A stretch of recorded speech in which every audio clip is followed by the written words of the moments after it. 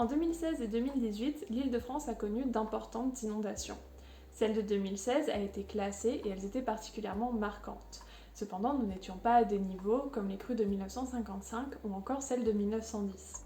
2016 et 2018 ont marqué l'esprit des Franciliens, mais pour combien de temps? De manière générale, on peut constater une évolution de la prise en compte des risques par les populations en fonction des événements et en fonction des années.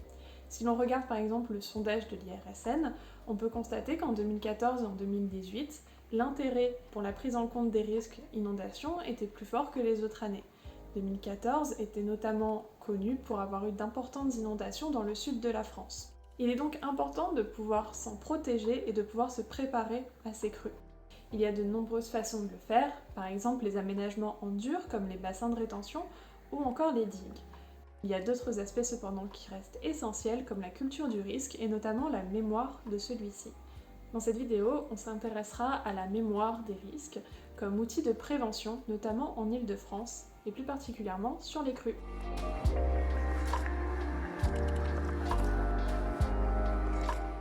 Du coup, tout d'abord, essayons de définir ce qu'est la mémoire du risque. Selon la définition de Géoconfluence, la mémoire du risque, c'est le souvenir collectif qu'une population garde des aléas et des catastrophes survenues dans le passé et la dimension mémorielle attachée à ce souvenir. Il y a différents aspects dans cette définition qui sont intéressants. Tout d'abord, le côté collectif. La mémoire, c'est quelque chose que l'on transmet et que l'on garde entre différentes populations ou encore générations. Le deuxième aspect intéressant est la question mémorielle. Ici, par exemple, nous avons tous entendu parler des inondations de 1910 et le fait que ça a été érigé en crue historique. La mémoire du risque fait donc partie de la culture du risque ainsi que la connaissance. On peut très bien avoir le souvenir d'une inondation, mais ne pas connaître l'aléa, et inversement. Développer cette culture du risque permettra de réduire la vulnérabilité des populations qui seront mieux préparées lorsqu'un aléa se passera. Tout d'abord, définissons un petit peu les crues sur la Seine. La Seine est caractérisée par des crues que l'on dit lentes. Ça n'a rien à voir avec ce qui s'est passé à Vésubie cet automne par exemple. L'eau sur la Seine monte progressivement et va également descendre progressivement. On n'est pas du coup sur des crues qui vont durer quelques heures, mais plutôt sur des crues qui dureront quelques jours, voire plusieurs semaines. La Seine est également caractérisée par des remontées de nappes, c'est-à-dire que lorsqu'il pleut énormément, les nappes se gonflent et quand elles saturent, l'eau va remonter. Cette remontée des eaux peut également créer des dégâts. Du coup, une crue sur la Seine, ce n'est pas seulement l'eau qui déborde du lit, mais également les nappes qui remontent, et parfois remontent par exemple dans les caves de certaines maisons. Pour le sujet que l'on traite ici, nous allons nous intéresser à la commune de Juvisy. C'est une ville au sud de Paris, dans l'Essonne. Une partie de la commune est située en zone inondable, comme on peut le voir ici sur la carte épicène. Les limites sur cette carte sont celles de la crue de 1910. L'eau est arrivée au pied de l'église à cette époque, et elle a marqué les esprits. Pour parler des conséquences des crues de la Seine à Juvisy, on a rencontré une habitante qui a accepté de nous parler de ses souvenirs. Elle habite un pavillon que son grand-père a acheté dans les années 1920. Son père et elle-même sont nés dans cette maison, et ont connu de nombreuses crues. Même si la Seine est caractérisée par des crues lentes, ces crues font quand même des dégâts. Certes, il n'y a pas de morts comme on peut avoir avec les crues éclairs dans le sud de la France, mais on va avoir des dégâts que l'on dit matériels. En plus de bloquer les réseaux routiers pour un long moment, les crues lentes ont des conséquences sur les systèmes d'eau potable ou encore le système électrique d'une ville.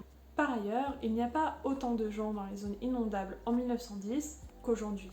Alors que en 1955 ou encore en 1982, on pouvait rester et vivre chez soi avec les moyens du bord si la maison n'était pas totalement inondée, aujourd'hui, cela est beaucoup plus compliqué.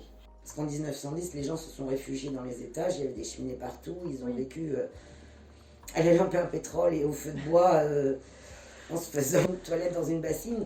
Et du coup, en prévention de cette situation où les gens ne pourraient plus se déplacer parce qu'il y a trop d'eau au niveau des maisons ou encore des immeubles, on préfère faire évacuer les populations. Les crues de la Seine ont donc des conséquences matérielles, mais elles ont également des conséquences psychologiques sur les personnes qui sont évacuées ou touchées par ces inondations. Et je vous cache pas, c'est pas parce qu'on a l'habitude que ça fait plaisir quand ça arrive. C'est épuisant de monter tout ce qui est important à la cave, les appareils électriques, l'outillage. Puis après, ce qu'on a laissé, il faut le nettoyer, il faut l'évacuer, il faut le sortir. Jusqu'ici, on a vu les conséquences d'une crue de la Seine et également comment celles-ci peuvent se déclencher. Maintenant, pourquoi est-ce que la mémoire du risque est importante ? La mémoire est importante pour certaines populations, par exemple les personnes qui sont nouvellement arrivées dans une zone inondable. Elles n'ont pas le retour d'expérience d'autres personnes qui vivent ici depuis plus longtemps. C'est par exemple ce qu'il se passe à Juvisy dans les années 80. Il y a eu énormément de changements de propriétaires. Ces personnes-là ne connaissaient pas les inondations de 1982, et bien qu'elles savaient que la zone était inondable, en 2016, elles n'étaient pas totalement préparées. En 82, on a eu pas mal de voisins évacués parce qu'ils avaient leur chaudière ou leur benne à fioul, peu importe, dans la cave. Donc ils n'avaient plus de chauffage, ils étaient obligés de quitter la maison. Ce problème de préparation a pu avoir des conséquences matérielles, mais aussi des conséquences psychologiques pour ses habitants. Du coup, le fait de ne pas avoir de souvenirs des crues, cela empêche d'avoir les bons gestes. Par exemple, mon grand-père n'a jamais voulu que la chaudière soit à la cave. Ce qui fait qu'en 82, bon, lui, il nous avait déjà quittés, mais nous, on n'a pas été évacués. On a pu se chauffer, mon père avait disjoncté l'électricité de la cave, on a pu vivre. Il y a donc les personnes qui peuvent être directement touchées par une crue, comme celles qui vivent sur les berges et qui ne sont pas touchées que par les crues centennales de type 1910, mais il y a également les personnes qui peuvent être touchées indirectement par les crues. Cela peut passer d'abord par les coupures de courant ou les coupures d'eau potable comme on en a parlé, mais ça peut être aussi des personnes qui vont être touchées indirectement par des remontées de nappe. On a bien compris le rôle de la mémoire pour se prémunir contre les inondations et pour savoir quels gestes adopter, mais maintenant, comment on met ça en place ?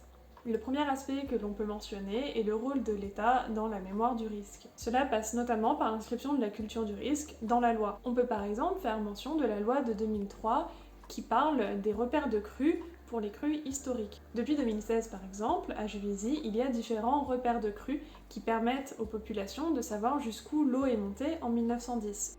On peut également mentionner l'article 40 de cette même loi qui explique que le maire, si la commune est sur une zone à risque, doit pouvoir informer la population au minimum tous les 2 ans par des réunions publiques ou par d'autres moyens. Il parle des caractéristiques des risques naturels sur la commune, mais également la façon de s'en prémunir ou encore les ordres d'évacuation. À Juvisy, par exemple, dans le journal de la ville, le DICRIM est partagé tous les 2 ans. C'est l'un des documents essentiels quant à l'information de la population sur les risques qui existent dans une commune. On peut voir par exemple que sur le DICRIM de 2016, il y a 2 pages à propos des risques d'inondation. Il y a d'autres acteurs qui existent, comme le PTP Grand Lac, qui a mis en place le système Épicène. Épicène est un dispositif d'information et de sensibilisation aux risques d'inondation dans la zone d'Île-de-France. Il a été conceptualisé à partir de 2016 et plus tard est arrivé le site que l'on connaît maintenant. Il y a d'autres dispositifs qui dépassent seulement les communes et qui peuvent être mis en place. Ici, on ne parle pas seulement de la mémoire du risque, mais également de la culture en général. C'est par exemple le cas avec le dispositif Sequana qui s'est lancé en 2016. Il s'agissait de simuler une crue centennale et de voir comment les populations, mais également les autorités, pouvaient réagir.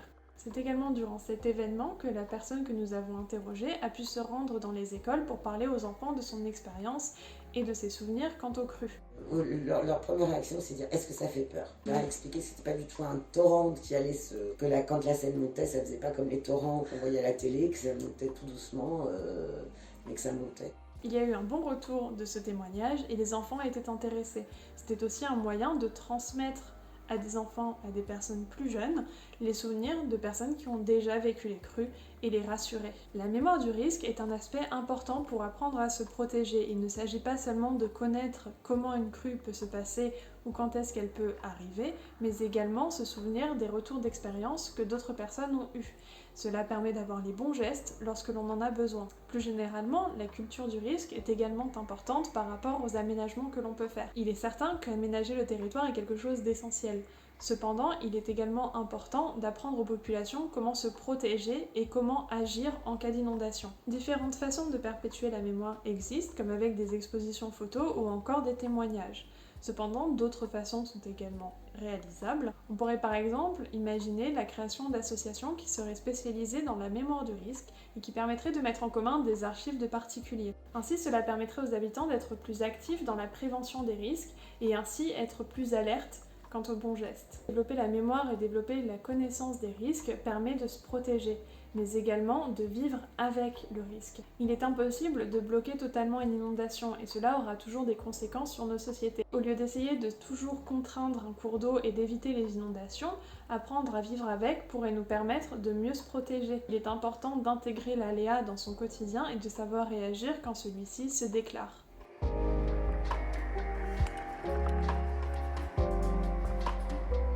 Je vous vous remercie pour votre attention et j'espère que cette vidéo vous aura intéressé. Je tenais également à remercier toutes les personnes qui ont participé, qui ont répondu à mes questions et qui ont accepté de me raconter leur histoire.